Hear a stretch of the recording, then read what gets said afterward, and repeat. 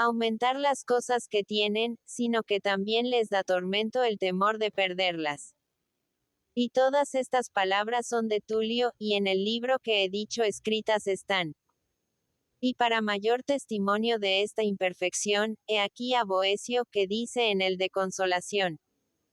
No cesará de llorar el género humano, por más que la diosa de las riquezas le dé tantas cuantas arenas devuelve el mar turbado por el viento, o cuantas son las estrellas que en el cielo relucen.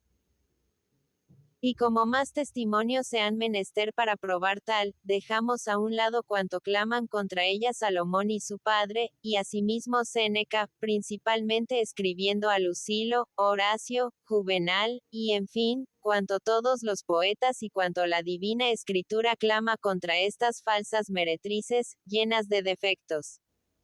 Y póngase atención para tener fe de ojos, solamente a la vida de quienes van tras ellas, cuán seguros viven cuando las han reunido, cómo se satisfacen y descansan.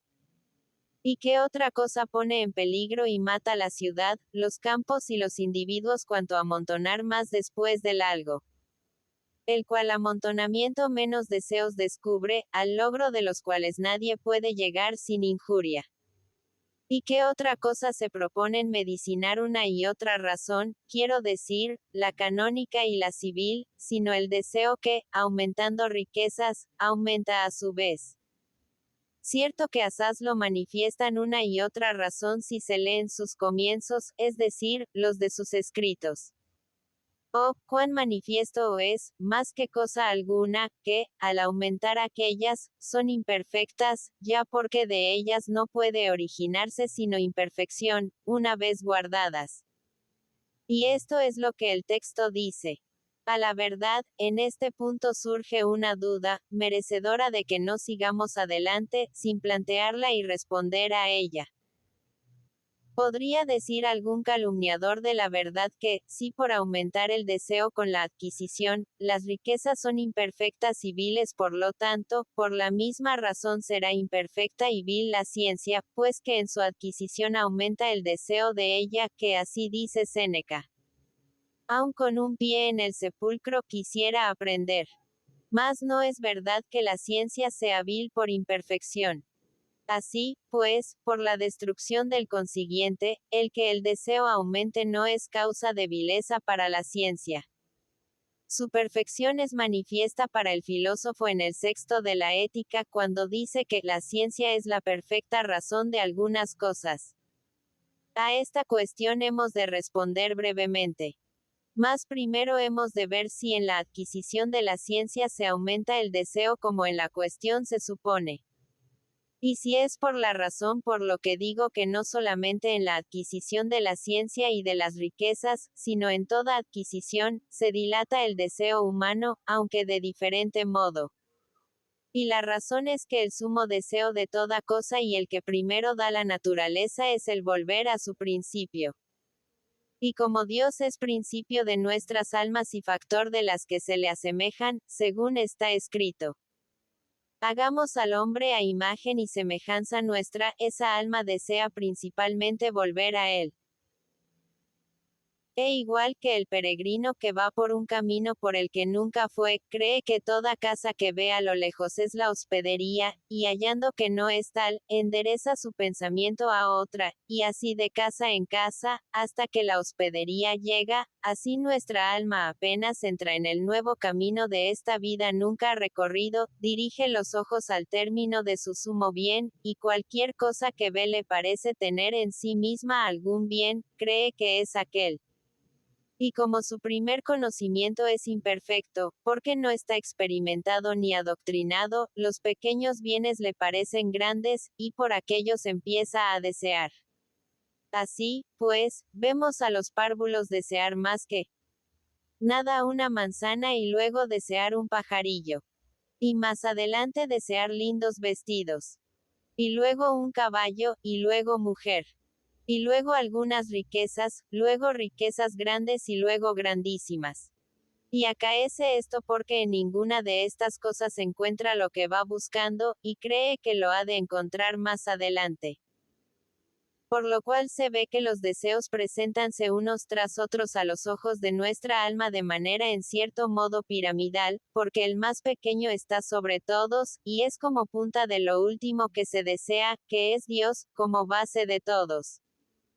De modo que cuanto más se procede de la punta a la base, los deseables aparecen mayores. Y esta es la razón de que al adquirir los deseos humanos se ensanchen uno tras otro.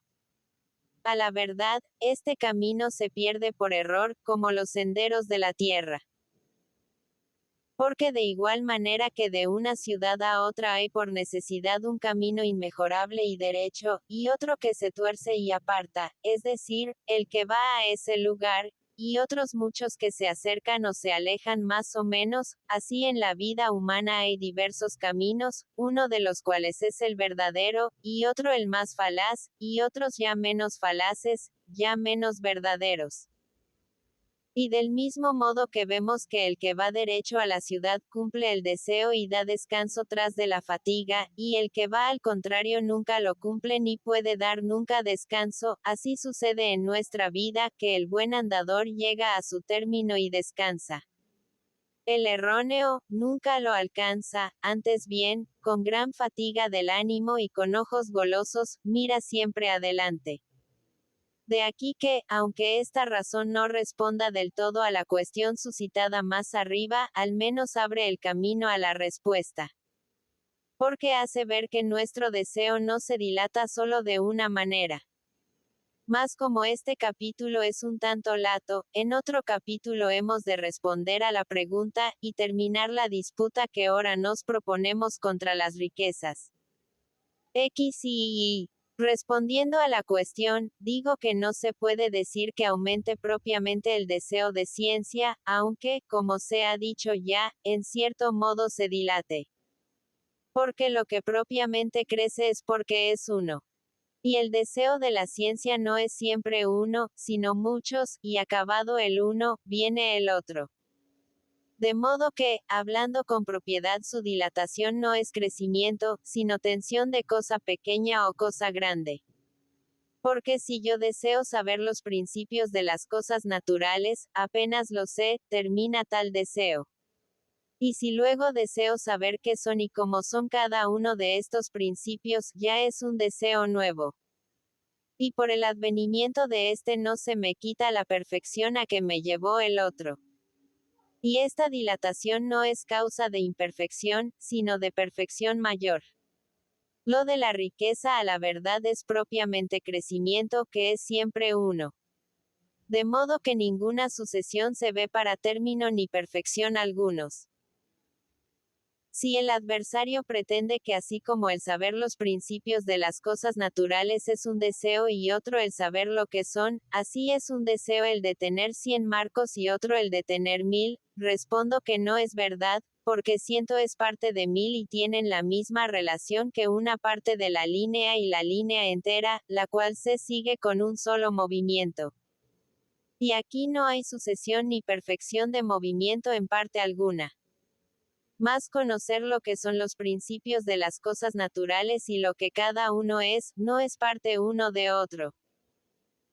Y tienen la misma relación entre sí que tienen diversas líneas, por las cuales no se procede un solo movimiento, sino que una vez perfecto el movimiento de la una, se sucede el movimiento de la otra. Y así se ve que no se ha de decir que es imperfecta la ciencia por el deseo de ciencia, cual se dice que lo son las riquezas, como la pregunta exponía. Porque al desear la ciencia, acaban sucesivamente los deseos y llegan a perfección, y en el desear la riqueza, no, de modo que la cuestión está resuelta, y no al lugar. Muy bien puede aún calumniar el adversario, diciendo que, aunque muchos deseos se cumplan con la adquisición de la ciencia, nunca se llega al último, lo cual es casi igual que la imperfección de aquello que no se termina y que es uno. Respóndese aquí que no es cierto lo que se afirma, a saber, que nunca se llega el último. Porque nuestros deseos naturales, como se ha demostrado más arriba en el tercer tratado, tienden a cierto término, y el de la ciencia es natural, así que cumple cierto término, aunque pocos, por caminar mal, cumplan la jornada. Y quien entiende al comentarista en el tercero del alma, esto extiende. Y por eso dice Aristóteles en el 10 de la Ética, hablando contra el poeta Simónides, que el hombre debe se dedicar cuanto pueda a las cosas divinas, en lo cual demuestra que nuestra potencia se propone un fin cierto. Y en el primero de la Ética dice que el disciplinado pide que haya certeza en las cosas, según lo que en su naturaleza tengan de ciertas. En lo cual se demuestra que, no solo por parte del hombre que desea, sino también por parte de lo cognoscible deseado, débese alcanzar el fin. Y por eso dice Pablo, no más saber del que se haya menester, sino saber con mesura. De modo que, sea cualquiera el modo por que se considere el deseo de la ciencia, alcanza perfección, ya particular, ya generalmente. Y por eso la ciencia perfecta tiene noble perfección como las malditas riquezas. Brevemente se ha de demostrar cuán dañosas son en su posesión, que es la tercera nota de su imperfección. Puédese ver que su posesión es dañosa, por dos razones. La una, porque es causa de mal, la otra, porque es privación de bien. Es causa de mal, porque hace, aun velando, temeroso y odioso al poseedor. Cuanto temor el de aquel que tras de sí siente riqueza, al caminar, al descansar, no solo velando, sino cuando también duerme, y no por temor a perder su haber, más con su haber la vida. Bien lo saben los míseros mercaderes que van por el mundo, pues que las hojas que el viento mueve les hacen temblar, cuando llevan riquezas consigo, y cuando van sin ellas, del todo seguros, hacérseles más breve el camino con el cantar y hablar. Y por eso dice el sabio, si un caminante se echase a andar de vacío, cantaría aún a la vista de los ladrones.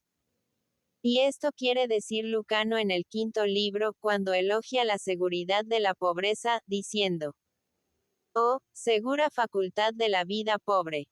Oh, estrechas viviendas y muebles. Oh, aún no comprendidas riquezas de los dioses. ¿A qué templos ni qué muros sucedería tal, es decir, el no tener tumulto alguno, golpeando la mano de César?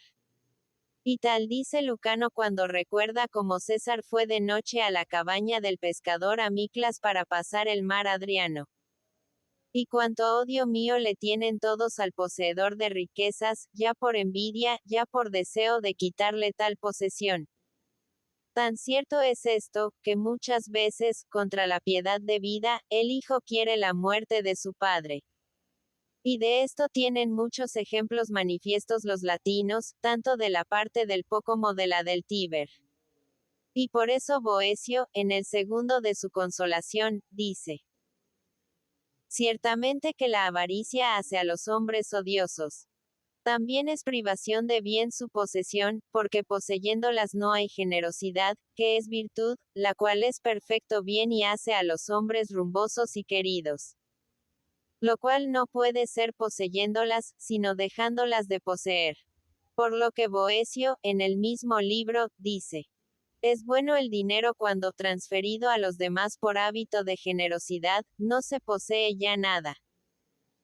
Por lo cual es manifiesta su vileza en todas sus señales, y de ahí que el hombre de recto deseo y verdadero conocimiento no las ama, y no amándolas, no se une a ellas, antes bien, siempre lejos de sí las quiere, a no ser en cuanto están ordenadas a un servicio necesario. Y es cosa de razón, porque lo perfecto no se puede unir con lo imperfecto. Por lo que vemos que la línea torcida no se junta nunca con la derecha, y si hay alguna unión no es de línea a línea, sino de punto a punto.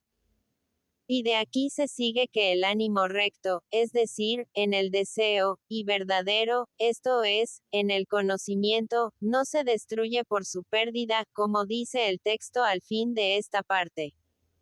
Y con este efecto quiere probar el texto que sonrío que corre lejos de la enhiesta torre es la razón, o sea de la nobleza.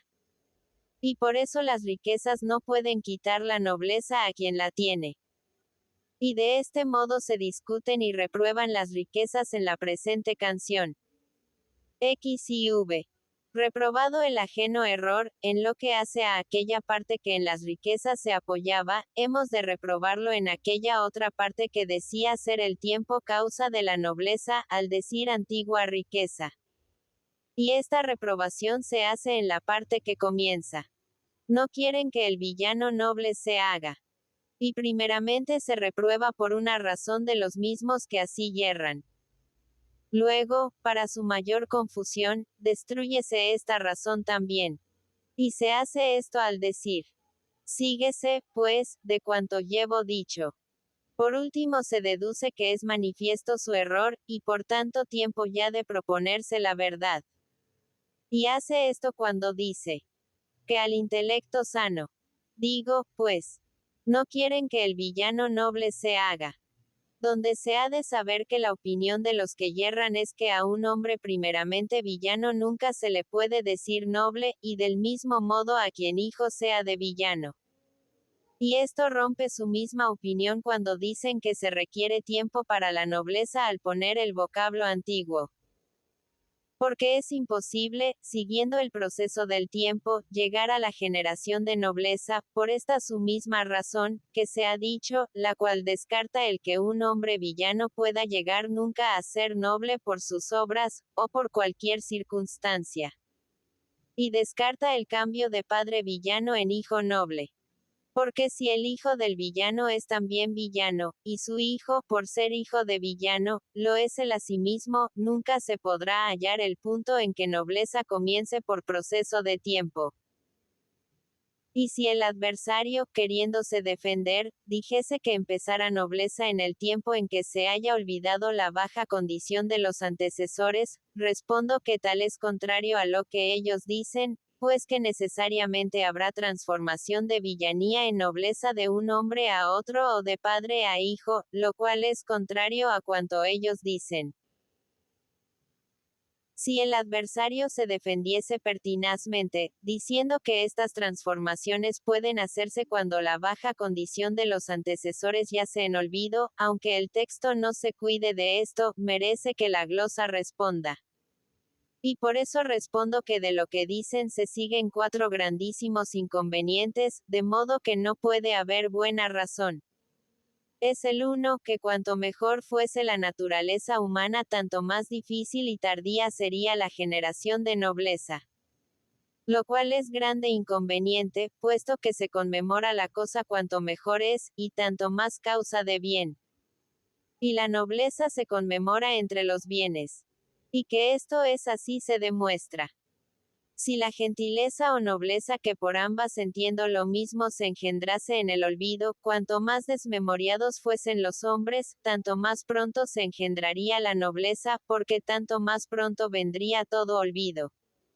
Con que cuanto más desmemoriados fuesen los hombres, tanto más pronto serían nobles. Y, por el contrario, cuanta mejor memoria tuviesen, tanto más tardarían en ennoblecerse. El segundo es que en cosa ninguna, excepto en los hombres, podría hacerse esta distinción, a saber, noble y vil, lo cual es grave inconveniente, puesto que en toda especie de cosas vemos las imágenes de nobleza o de vileza, por lo que frecuentes veces decimos a un caballo noble y a otro vil. Y noble a un ladrón y a otro vil. Y noble a una margarita noble y vil a otra. Y que tal distinción no se podría hacer, demuéstrase así. Si el olvido de los antecesores de baja condición es causa de nobleza, donde no hubo bajeza en los antecesores no pudo haber olvido.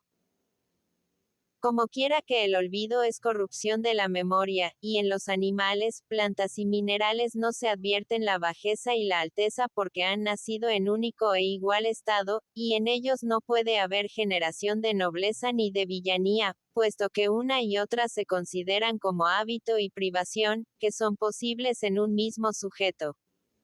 Y por eso no podría haber distinción entre una y otra. Y si el adversario dijese que en las demás cosas se entiende por nobleza la bondad de la cosa, y en los hombres el que no haya memoria de su baja condición, deberíase responder, no con palabras, sino con cuchillo, a bestialidad tan grande como es el dar la bondad por causa a la nobleza de las demás cosas, y a la de los hombres, por principio el olvido. Es el tercero, que muchas veces aparecería antes el engendrado que el genitor, lo cual es del todo imposible. Y esto se puede demostrar así. Pongamos que Gerardo da Camino hubiese sido nieto del villano más vil que hubiera bebido nunca en el Silo en el Cagnano, y que aún no se hubiera olvidado la memoria de su abuelo. ¿Quién osará decir que Gerardo da Camino fuese hombre vil? ¿Y quién no estará conmigo al decir que ha sido noble? Cierto que nadie, por más que parezca presuntuoso, porque tal fue y lo será siempre su memoria. Y si no se hubiese olvidado la de su abuelo, como se dice, y fuese este muy noble, y su nobleza se viese claramente, antes hubiérale temido el que su genitor. Lo cual es de todo punto imposible. El cuarto es que habría hombre tenido por noble luego de muerto, no habiéndolo sido vivo. Lo cual sería lo más inconveniente. Y esto se demuestra así. Pongamos que en el tiempo de Dardano se conservase memoria de sus antecesores de baja condición, y pongamos que en el tiempo de Laomedonte hubiérase borrado tal memoria y llegado el olvido. Según la opinión adversa, Laomedonte fue noble y Dardano villano, en vida. Nosotros, a quienes no ha llegado la memoria de sus antepasados los de Dardano, diremos que Dardano, mientras vivió, fue villano, y que muerto es noble. Y no es contra lo que dice, que Dardano fuese hijo de Júpiter, porque eso es fábula, la cual discutiendo filosóficamente, no es de tener en cuenta, y aun si con la fábula se quisiese detener al adversario, ciertamente lo que la fábula encubre deshace todas sus razones. XV. Luego que, por su mismo sentido, la canción ha demostrado que no se requiere tiempo para la nobleza, de seguida se propone confundir la susodicha opinión, para que de tan falsas razones nada quede en la mente que esté preparada, para la verdad. Y hace esto cuando dice, síguese, pues, de cuanto llevo dicho. Donde se ha de saber que si el hombre no puede convertirse de villano en noble, o de padre villano no puede nacer hijo noble, como antes se ha supuesto, en opinión de aquellas, de los dos inconvenientes es menester seguir uno. Es el uno que no hay ninguna nobleza. El otro, que en el mundo siempre ha habido muchos hombres, de modo que el género humano no ha descendido de uno solo.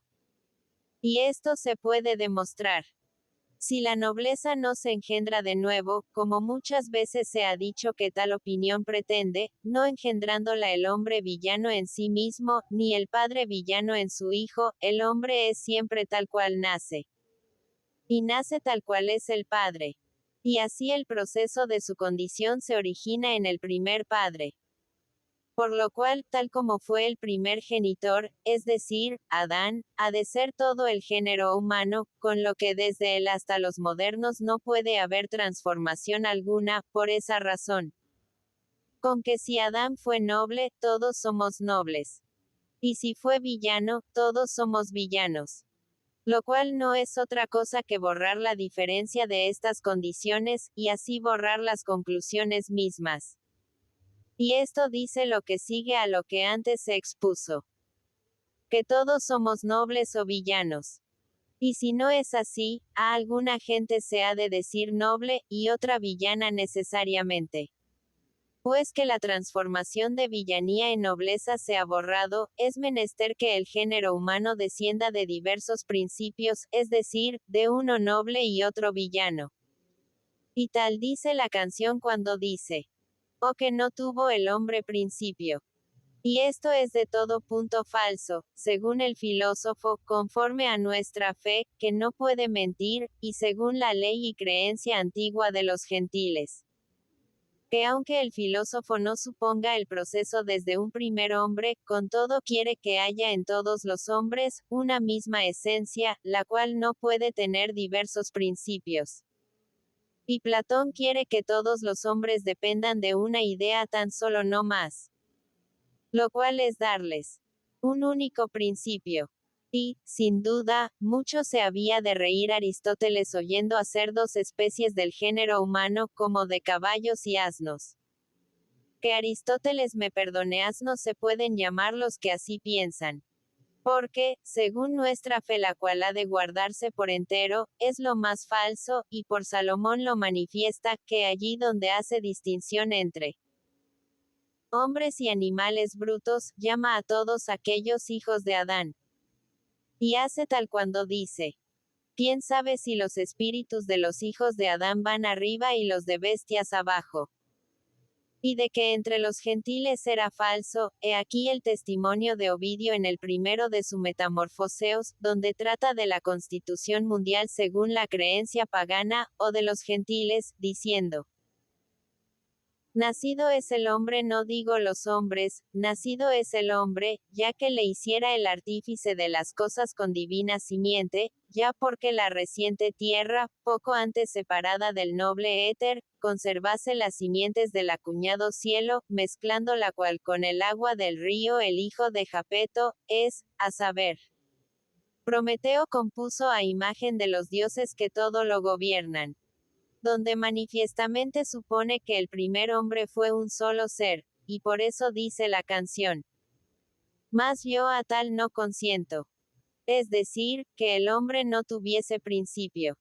Y añade la canción: Ni ellos tampoco, no, si son cristianos. Y no dice filósofos o sea gentiles, cuyas opiniones están también en contra. Por lo que la cristiana opinión tiene mayor vigor y deshace toda calumnia, merced a la suma luz del cielo que la ilumina. Luego, cuando digo que al intelecto sano manifiesto es cuán son sus dichos vanos, deduzco que su error ha sido confundido. Y digo que es tiempo de abrir los ojos a la verdad. Y digo tal cuando digo. Y decir ahora quiero, cual lo siento. Digo, pues, que por lo que se ha dicho es manifiesto a los intelectos sanos, que los dichos de estos son vanos, es decir, sin meollo de verdad. Y digo sanos no sin motivo. Pues se ha de saber que nuestro intelecto puede decirse sano y enfermo. Y por intelecto digo esa parte noble de nuestra alma, que con vocablo común suele llamarse mente. Se puede decir sano, cuando por maldad de alma o de cuerpo no está en su ejercicio, que es conocer lo que las cosas son, como quiere Aristóteles en el tercero del alma. Que conforme a la maldad del alma, he visto tres horribles enfermedades en la mente de los hombres. Es la una causada por natural jactancia, porque son muchos los presuntuosos que creen saberlo todo. Y de aquí las cosas inciertas como ciertas las afirman. Lo cual abomina Tulio, más que nada, en el primero de los Ofici, y Tomás en su contra Gentiles, diciendo: Hay muchos tan presuntuosos de su ingenio, que creen poder medir todas las cosas con su opinión, estimando verdad cuanto a ellos les parece tal, y falso lo que no creen. Y de aquí acaece que nunca logran doctrina, creyéndose suficientemente adoctrinados por sí mismos, nunca preguntan, no escuchan, desean ser preguntados, y, una vez que se les ha hecho la pregunta, contestan mal. Y de estos dice Salomón en los Proverbios: Visteis al hombre rápido en responder. De él se ha de esperar más bien estulticia que discreción. La otra tiene por causa la natural pusilanimidad, que hay muchos tan vilmente obstinados, que no pueden creer que ni ellos ni otros puedan saber las cosas. Y estos tales nunca investigan por sí, ni razonan, ni se curan de lo que otro dice. Y contra estos habla Aristóteles en el primero de la Ética, diciendo que hay pocos atentos a la filosofía moral. Estos viven siempre groseramente, como bestias, desesperados de toda doctrina. La tercera tiene por causa la liviandad de naturaleza. Porque hay muchos de tan liviana fantasía, que en todas sus argumentaciones se dejan llevar, y antes de silogizar ya han deducido, y de una conclusión van trasvolando a otra, y les parece que argumentan muy sutilmente, y no se mueven de ningún principio, y así ninguna cosa ven verdadera en su fantasear. Y de estos dice el filósofo que no hemos de cuidarnos ni tener trato con ellos, diciendo en el primero de la filosofía que contra el que niega los principios no se debe discutir.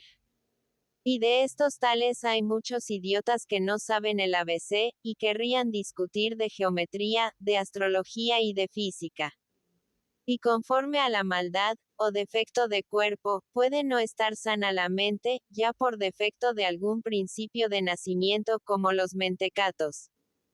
Ya por alteración del cerebro como los frenéticos. Y de esta enfermedad de la mente trata la ley cuando el Inforciato dice: en el que hace testamento se requiere en el tiempo en que el testamento hace sanidad de cuerpo, no de mente. Por lo que es manifiesto a aquellos intelectos sanos que no están enfermos por maldad de ánimo o de cuerpo, sino libres y expeditos para la luz de la verdad, que la opinión de la gente que se ha dicho es vana, es decir, sin valor. Después añade que yo también los juzgo falsos y vanos, y así pues, los repruebo. Y esto hago cuando digo: y yo también por falsos los repruebo. Y después digo que se ha de mostrar la verdad. Y digo que hay que demostrar qué es nobleza y cómo se puede conocer al hombre en que reside. Y digo esto y decir ora quiero, cual lo siento. XVI. El rey se alegrará en Dios, y serán alabados todos aquellos que juran en él, porque cerrada está la boca de los que hablan cosas inicuas. Estas palabras puedo anteponer aquí, porque todo verdadero rey debe amar más que nada la verdad. Y así está escrito en el libro de la sabiduría. Amad la luz de sabiduría, vosotros los que presidís a los pueblos. Y la luz de la sabiduría es la propia verdad. Digo, pues, que por eso se alegrarán todos los reyes, porque se ha reprobado la falsa y dañosísima opinión de los hombres malvados y engañados, que de nobleza han hablado inicuamente hasta ahora. Es menester proceder a tratar la verdad, conforme a la división hecha más arriba en el tercer capítulo del presente tratado. Esta segunda parte, pues, que comienza. Digo que toda virtud principalmente se propone determinar la nobleza según la verdad. Y esta parte se divide en dos. En la primera de las cuales quiérese mostrar lo que la nobleza es, y en la segunda, cómo se puede conocer a aquel donde reside. Y comienza esta segunda parte. Hay nobleza donde quiera que hay virtud. Para entrar con perfección en el tratado, se han de ver primeramente dos cosas. Una es lo que por la palabra nobleza se entiende, considerada simplemente. La otra es el camino por que se ha de ir para buscar la definición susodicha. Digo, pues, que si queremos considerar la manera común de hablar, por la palabra nobleza se entiende perfección de la propia naturaleza en toda cosa. Así pues, no solo al hombre se atribuye, sino también a las cosas todas. Porque el hombre dice noble piedra, noble planta, noble caballo, noble halcón, a todo aquello que sea perfecto por naturaleza.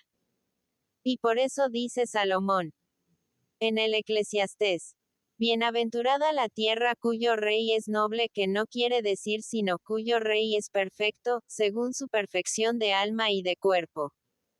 Y también lo manifiesta en lo que antes dice, al decir: ay de ti, tierra, cuyo rey es párvulo por su edad, más por sus costumbres desordenadas y por defecto de vida. Como enseña el filósofo en el primero de la Ética. Hay algunos necios que creen que con la palabra noble se entiende el ser de muchos conocido y nombrado. Y dicen que procede de un verbo que significa conocer, es decir, nosco. Mas esto es sobremanera falso. Porque, si así fuese, aquellas cosas que más nombradas y conocidas fuesen en su género, más nobles en su género serían. Y así la aguja de San Pedro sería la piedra más noble del mundo, y Asdente, el zapatero de Parma, sería más noble que ninguno de sus ciudadanos, y Albino de la Scala sería más noble que Guido da Castello di Reggio. Cosas estas falsísimas todas. Y, por lo tanto, es falso proceda de conocer, sino que procede de no vil. Y así noble es como no vil. Esta perfección pretende el filósofo en el séptimo de la física cuando dice: toda cosa es sobremanera perfecta cuando logra y añade en virtud propia. Y entonces es sobremanera perfecta conforme a su naturaleza. Así pues, puede decirse, perfecto el círculo cuando es verdaderamente círculo, es decir, cuando añade su propia virtud. Entonces está en toda su naturaleza y entonces se puede decir círculo noble. Y acaece esto cuando en el lugar hay un punto que diste igualmente de la circunferencia. Pierde su virtud el círculo que tiene figura de huevo, y no es noble, como tampoco que tiene casi figura de huevo, y no es noble, como tampoco que tiene casi figura de luna llena, porque no está en el perfecta su naturaleza. Y así se ve manifiestamente que generalmente esta palabra nobleza significa en todas las cosas perfección de su naturaleza, y esto es lo primero que se busca, para mejor entrar en el tratado de la parte que nos proponemos exponer. En segundo lugar, hemos de ver cuál es el camino para encontrar la definición de humana nobleza que el presente proceso se propone. Digo pues, que como quiera que en todas aquellas cosas de la misma especie, como son los hombres, no se puede definir su inmejorable perfección por los principios esenciales, es menester definir y conocer aquella por sus efectos, y por eso se lee en el Evangelio de San Mateo, cuando dice Cristo: guardaos de los falsos profetas. Por sus frutos los conoceréis. Y por el camino derecho se ve esta definición, que se va buscando por los frutos, que son virtudes morales e intelectuales, las cuales siembran nuestra nobleza, como en su definición se manifestará plenamente. Y estas son las dos cosas que era menester ver, antes de proceder a otras, como se dice en el capítulo de más arriba. XVII. Luego que se han visto las dos cosas que parecía conveniente ver antes de proceder con el texto, hemos de seguir con este. Y dice y comienza así. Digo que toda virtud principalmente procede de una raíz, virtud entiendo, que hace al hombre feliz en su ejercicio. Y añade. Es este, según la ética dice, un hábito de elección. Exponiendo la definición de la virtud moral, según la define el filósofo en el segundo de la ética. En lo cual se entienden dos cosas. Una, es que toda virtud proceda de un principio. La otra, es que estas virtudes todas sean las virtudes morales de que se habla, y esto se manifiesta al decir. Es esta, según la ética dice, donde se ha de saber que nuestros frutos más propios son las virtudes morales, porque están por doquier en nuestro poder, y son diversamente distinguidas y enumeradas por los filósofos. Mas como quiera que allí donde abrió la boca la divina opinión de Aristóteles me pareció que debía dejarse a un lado toda otra, siendo mi intención decir brevemente cuáles son estas, según su opinión, seguiré hablando de ellas. 11 son las virtudes enumeradas por el filósofo. La primera se llama fortaleza, la cual es arma y freno para moderar nuestra audacia y temeridad en las cosas que son corrupción de nuestra vida. La segunda es templanza, la cual es regla y freno de nuestra gala y de nuestra excesiva abstinencia en las cosas que nuestra vida conservan. La tercera es liberalidad, la cual es moderadora de nuestro dar y recibir las cosas temporales. La cuarta es magnificencia, la cual es moderadora de los grandes dispendios, haciéndolos y conteniéndolos en ciertos límites. La quinta es magnanimidad, la cual es moderadora y conquistadora de los grandes honores y fama. La sexta es amante de las honras, la cual nos modera y regula en cuanto a los honores de este mundo. La séptima es mansedumbre, la cual modera nuestra ira y nuestra excesiva paciencia contra nuestros males exteriores. La octava es afabilidad, la cual nos hace convivir buenamente con los demás. La novena se llama verdad, la cual nos modera en el envanecernos más de lo que somos y en el rebajarnos en nuestro discurso. La décima llama neutrapelia, la cual nos modera en el solaz, haciéndonos usar de él debidamente. La undécima es justicia, la cual nos dispone a amar y a obrar a derechas en todas las cosas. Cada una de estas virtudes tiene dos enemigos colaterales, es decir, vicios. Uno por exceso y otro por defecto. Y están aquellas en el medio de estos, y nacen todas de un solo principio, a saber, del hábito de nuestra buena elección. Por lo que, generalmente, se puede decir de todas que son hábito electivo consistente en el medio. Y estas son las que hacen al hombre bienaventurado, o sea feliz, en su ejercicio, como dice el filósofo en el primero de la Ética, cuando define la felicidad diciendo que la felicidad es obrar conforme a la virtud en vida perfecta. Muchos ponen la prudencia, es decir, el sentido, entre las virtudes morales. Mas Aristóteles la enumera entre las intelectuales, no obstante sea conductora de las virtudes morales y muestre el camino por el cual se logran y sin el cual no puede existir. Verdaderamente, se ha de saber que podemos tener en esta vida dos felicidades, según los dos diversos caminos, bueno y óptimo, que a tal nos llevan.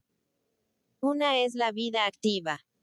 La otra, la contemplativa, la cual no obstante por la activa se llegue, como se ha dicho, a buena felicidad lleva a óptima felicidad y bienaventuranza, según prueba el filósofo en el 10º de la Ética.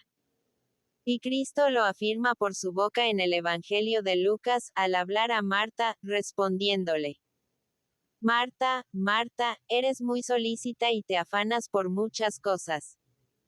En verdad, una sola cosa es necesaria, es decir, lo que haces. Y añade: María ha elegido óptima parte y no le será arrebatada. Y María, según está escrito anteriormente a estas palabras del Evangelio, sentada a los pies de Cristo, ningún cuidado mostraba por el ministerio de la casa. Mas solo oía las palabras del Salvador. Así, pues, si tal queremos explicar moralmente, quiso nuestro Señor mostrar con esto que la vida contemplativa era óptima por más que fuese buena la activa. Lo cual es manifiesto a quien quiere poner atención en las palabras evangélicas. Podría, sin embargo, decir alguien, argumentando en contra mía, pues que la felicidad de la vida contemplativa es más excelente que la de la activa, y una y otra puedan ser y sean fruto y fin de la nobleza, ¿por qué no se procedió más bien por el camino de las virtudes intelectuales que por el de las morales? A lo cual se puede responder brevemente que en toda doctrina se ha de respetar la facultad del discípulo y llevarlo por el camino que le sea más leve. Por lo que, dado que las virtudes morales parecen ser y son más comunes, más conocidas y requeridas que las demás y están unidas en su aspecto exterior, útil y conveniente fue proceder más bien por ese camino que por el otro. Que igualmente se viene a conocimiento de las abejas, razonando por el fruto de la cera, como por el fruto de la miel, puesto que uno y otro de ellas proceden. XVII. En el capítulo precedente se ha determinado como toda virtud moral procede de un solo principio, es decir, buena y habitual elección, y tal dice el texto presente hasta aquella parte que comienza. Digo que la nobleza en su razón. En esta parte, pues, se procede por vía probable para saber que toda virtud susodicha, singular o generalmente considerada, procede de nobleza como efecto de su causa, y fúndase sobre una proposición filosófica que dice que cuando acaece que dos cosas se juntan en una, ambas se deben reducir a una tercera, o la una a la otra, como el efecto a la causa. Porque una cosa tenida primero y por sí no puede serlo sino por uno, y si ambas no fueran efecto de una tercera, o la una de la otra, ambas tendrían aquella cosa primeramente, y por sí, lo cual es imposible. Digo, pues, que nobleza y tal virtud, es decir, moral, tienen de común que una y otra llevan consigo la alabanza de aquel a quien se les atribuye, y esto. Cuando dice, porque en el mismo dicho convienen ambas y en el mismo efecto. Es decir, alabar y creer ensalzado a quien dice pertenecer. Y luego concluye tomando la virtud de la proposición antedicha, y dice que por eso es menester que la una proceda de la otra o ambas de una tercera, y añade que más bien se ha de presumir que la una proceda de la otra, que las dos de una tercera, si se ve que la una tanto como la otra vale y aún más, y dice así. Más si la una lo que la otra vale. Donde se ha de saber que aquí no se procede por demostración necesaria, como sería el decir que el frío engendra el agua y nosotros vemos las nubes. Significa bella y conveniente inducción. Porque si en nosotros hay muchas cosas de alabar y en nosotros reside el principio de nuestras alabanzas, es de razón deducir estas a tal principio, y aquel que comprende más cosas, es de razón que sea tenido por principio de ellas y no ellas por principio de aquel. Y así el tronco del árbol que a todas las demás ramas comprendes debe llamársele principio y causa de estas y no de aquel. Y así la nobleza, que comprende toda virtud como la causa comprende el efecto y otras muchas obras nuestras de alabar, debe tenerse por tal que la virtud se reduzca a ello, antes que a otra tercera que en nosotros resida. Por último, dice que lo que se ha dicho es decir, que toda virtud moral procede de una raíz y que tal virtud y nobleza convengan en una cosa. Como se ha dicho más arriba, y que por eso es menester reducir la una a la otra o ambas a una tercera, y que si la una vale lo que la otra y más procede de ella y no de otra tercera, todo está presupuesto, es decir, ordenado y preparado, para lo que antes se pretende. Y así termina este verso y esta parte. X y X. Pues que en la parte precedente se han tratado tres cosas determinadas, que eran necesarias para ver cómo se puede definir esta cosa de que se habla, hay que proceder a la segunda parte, que comienza. Hay nobleza donde quiera que hay virtud. Y esta hay que dividirla en dos partes. En la primera se demuestra alguna cosa que antes se ha señalado y no probado. En la segunda, concluyendo, se halla la definición que se va buscando, y comienza esta segunda parte. Con que vendrá como del negro el pérsico. Para evidencia de la primera parte se ha de recordar lo que más arriba se dice, que si la nobleza vale y se extiende más que la virtud procederá más bien de ella. Cosa que ora en esta parte prueba, es decir, que la nobleza se extiende más y pone por ejemplo al cielo, diciendo que allí donde hay virtud hay nobleza. Y aquí se ha de saber que como está escrito en la razón y por regla de razón se tiene para aquellas cosas que son de por sí manifiestas, no es menester demostración, y nada hay tan manifiesto como que está la nobleza allí donde está la virtud, y vemos llamar noble a toda cosa de su naturaleza. Dice, pues, como es cielo, por doquier hay estrellas. Y esto no es verdad, sino viceversa. Así, hay nobleza donde hay virtud y no virtud donde hay nobleza. Y con hermoso y adecuado ejemplo. Porque verdaderamente es cielo donde relucen muchas y diversas estrellas. Relucen en ella las virtudes intelectuales y morales. Relucen en ella las buenas disposiciones conferidas por la naturaleza, a saber, la piedad y la religión, y las pasiones laudables, es decir, vergüenza, misericordia y otras muchas. Relucen en ella las bondades corporales, es decir, la belleza, la fortaleza, y casi perpetúa la validez. Y tantas son las estrellas que en su cielo se extienden, que ciertamente no es de maravillar que den muchos y diversos frutos en la humana nobleza. Tantas son las naturalezas y potencias de aquellas, reunidas y comprendidas bajo una simple substancia, en las cuales, como en diversas ramas, fructifica por modo diverso. Ciertamente, casi me atrevo a decir que la humana naturaleza, en cuanto hace a sus muchos frutos, sobrepuja a la del ángel, aunque la angélica en su unidad sea más divina. De esta nuestra nobleza, que en tantos y tales frutos fructificaba, se dio cuenta el salmista cuando hizo aquel salmo que comienza: Señor Dios nuestro, cuán admirable es tu nombre en toda la tierra. Allí donde alaba al hombre, como maravillándose del divino afecto a la humana criatura, diciendo: ¿Qué es el hombre, que tú Dios lo visitas? Le has hecho poco menor que los ángeles, de gloria y honor lo has coronado y puesto en él la obra de tus manos. En verdad, pues, hermosa y adecuada fue tal comparación del cielo a la humana nobleza. Luego, cuando dice: en las damas y en la edad juvenil, prueba lo que digo, demostrando que la nobleza se extiende hasta allí donde no alcanza la virtud, y dice: vemos esta salud señalando a la nobleza, que es el bien y la salud verdadera allí donde hay vergüenza, es decir, ocasión de deshonor, como en las damas y en las jóvenes, donde la vergüenza es buena y laudable. La cual vergüenza no es virtud, sino cierta pasión buena. Y dice: en las damas y en la edad juvenil, es decir, en los jóvenes. Porque, según la opinión del filósofo en el cuarto de la Ética, la vergüenza no es de alabar ni está bien en los viejos y en los hombres estudiosos porque ellos han de guardarse de aquellas cosas que a la vergüenza les inducen. A los jóvenes y a las damas no se les pide tanto de obra tal, y por eso en ellas es de alabar el recibir por la culpa el miedo del deshonor. Lo cual de naturaleza procede. Y se puede creer que su temor es de nobleza como la desfachatez, vileza e ignominia. Por lo que es óptima señal en los párvulos e imperfectos de edad, el que después de la falta se pinte la vergüenza en su rostro.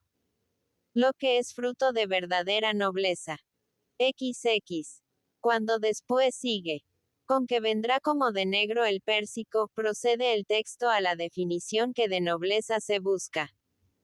Y por lo cual se verá que es esta nobleza de que tanta gente habla erróneamente. Dice, pues, deduciendo de lo que antes se ha dicho, con que toda virtud, o sea su generación, es decir, el hábito electivo consistente en el medio, vendrá de esta, es decir, la nobleza. Y pone por ejemplo los colores, diciendo: del mismo modo que el pérsico procede del negro, así esta, es decir, la virtud, procede de la nobleza. El pérsico es un color mixto de purpúreo y negro. Más vence el negro, y por él se denomina. Y así la virtud es una cosa mixta de nobleza y de pasión. Mas como la nobleza la vence, la virtud por ella se denomina y se llama bondad.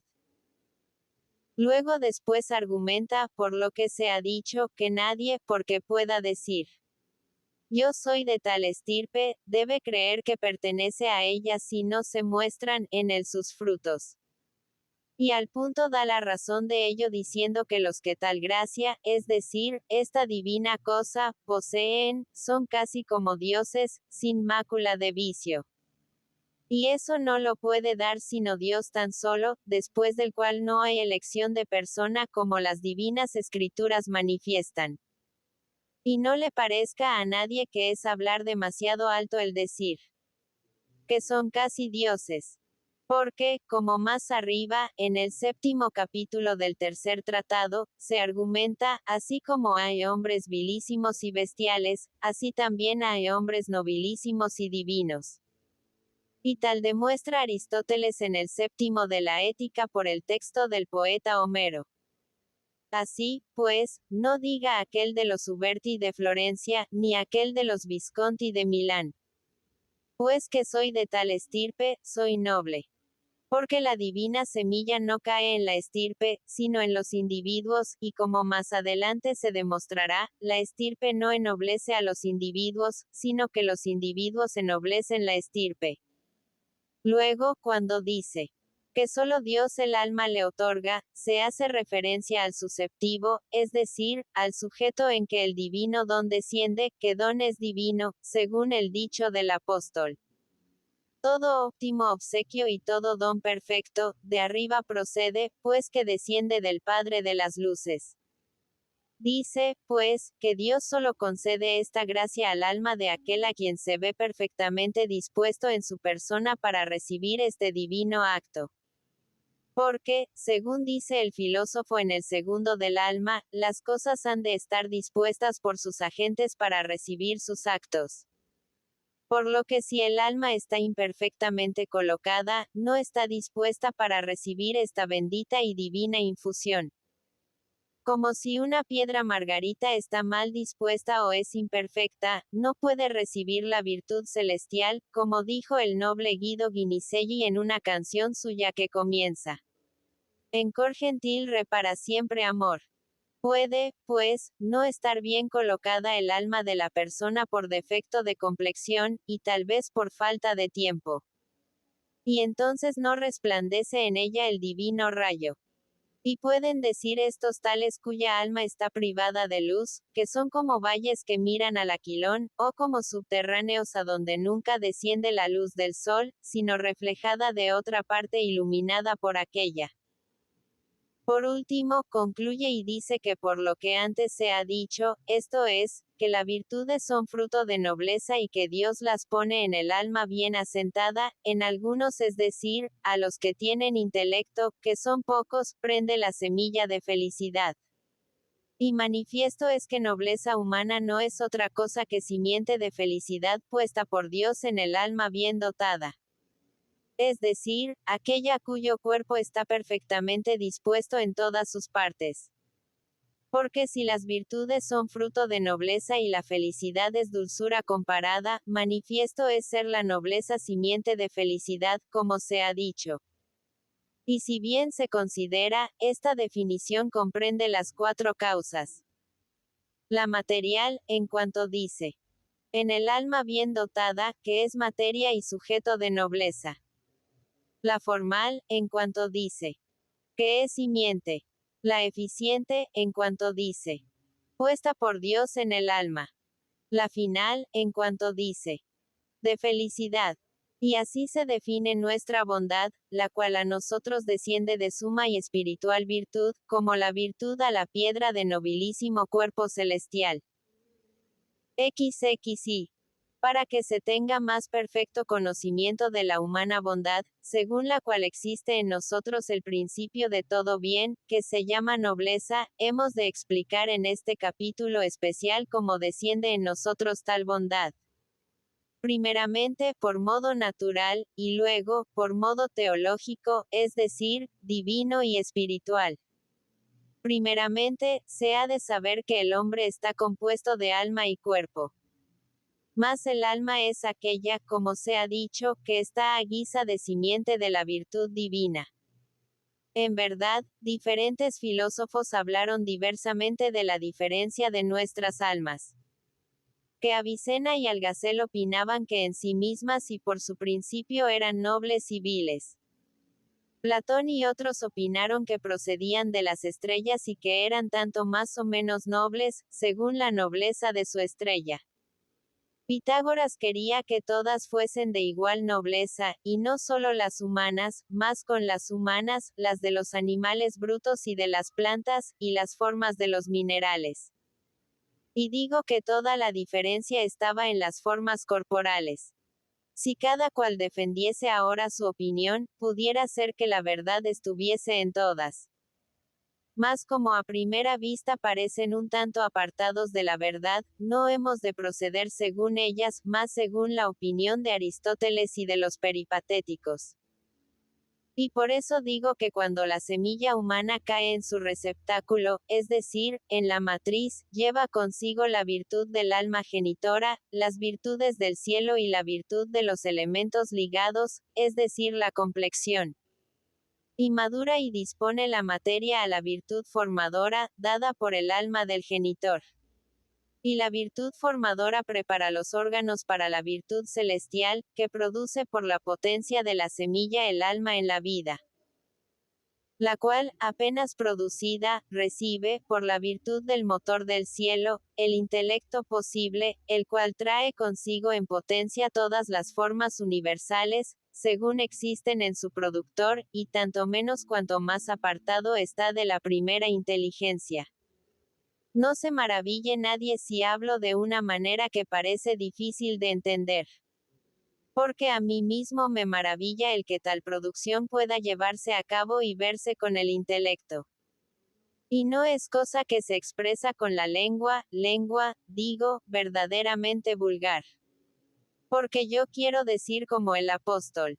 Oh, altura de los tesoros de sabiduría de Dios, cuán incomprensibles son tus juicios y cuán indiscernibles tus caminos.